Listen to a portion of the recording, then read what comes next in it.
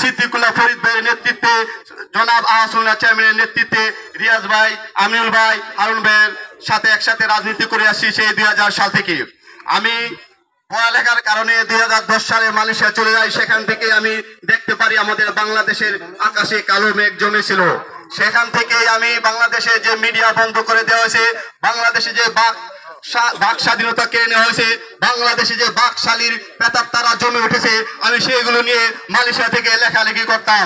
আমাদের ওই সময় সেই 2009 সাল থেকে 2024 সালে 5ই আগস্ট পর্যন্ত বিএনপির একমাত্র মুখ্য ভূমিকায় ছিল অনলাইন সাইবার যোদ্ধারা।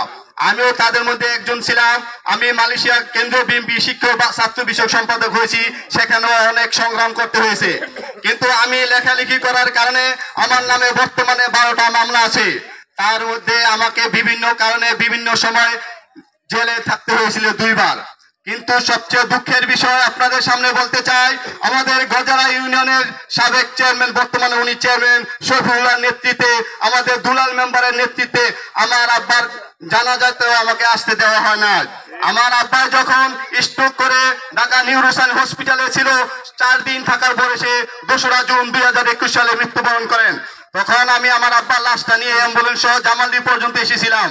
তখন আমার চাচাতো ভাই মিলন বলেছিল যে দুলাল মেম্বার আসতে না করছে, যে গজরা থানার পুলিশ নাকি সতর্ক অবস্থা আছে, তুমি যদি গজারিয়ার ভিতরে ঢুকো তাহলে তোমাকে যে কোনো সময় অ্যারেস্ট করা হবে। আমাকে তখন আমি আমাদের গজরা থানার নেতৃবৃন্দকে, জনাব শহীদুল্লাহ ফরিদ সাহেবকে এবং চেয়ারম্যান সাহেবকে আমি ফোন করেছিলাম যে আমি আমার আব্বার জানাজায় যেতে চাই, অংশগ্রহণ করতে চাই। তখন তারা বলেছিল যে এটা তোমার নিজ দায়িত্বে যেতে পারো, কিন্তু দুর্ঘটনা ঘটলে আমরা তখন কিছু করতে পারবো না, দেশের অবস্থা এখন ভালো না।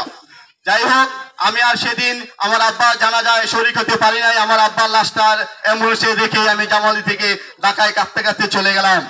তাই আমার কি অপরাধ ছিল যে আমি আমার আব্বার জানাজায় আসতে পারি নাই? আমি শুধু আমি অবৈধ দুঃশাসনের চিত্রগুলো তুলে ধরেছিলাম ফেসবুকের মাধ্যমে।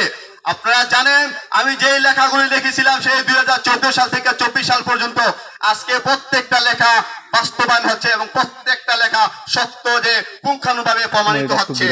আসলে আওয়ামী অবৈধ সরকার যে বাকশাল কায়েম করতে চেয়েছিল, বাংলাদেশকে ভারতের একটি অঙ্গরাজ্যে রূপান্তরিত করতে চেয়েছিল, সেটা কিন্তু আজ আপনারা দিনের আকাশের আলো যেমন পরিষ্কার সেভাবে আপনারা বুঝতে পারছেন। যাই হোক, আর কিছু বলবো না। আমার সম্মানিত অতিথিবৃন্দরা ওনারা বক্তব্য দিবেন।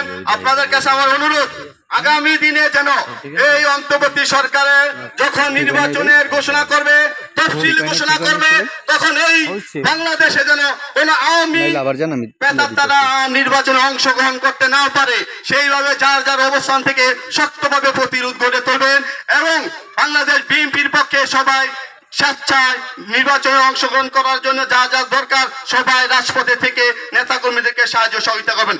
এই বলে আমি আমার বক্তব্য শেষ করছি। সবাইকে ধন্যবাদ। বাংলাদেশ জাতীয় দল বিএনপি জিন্দাবাদ। শহীদ রাষ্ট্রপতি জিয়াউর রহমান অমর হোক। দেশনেত্রী বেগম খালেদা জিয়া জিন্দাবাদ। তারেন্দ্রের অহংকার আগামী রাষ্ট্রনায়ক জনাব তারেক রহমান জিন্দাবাদ।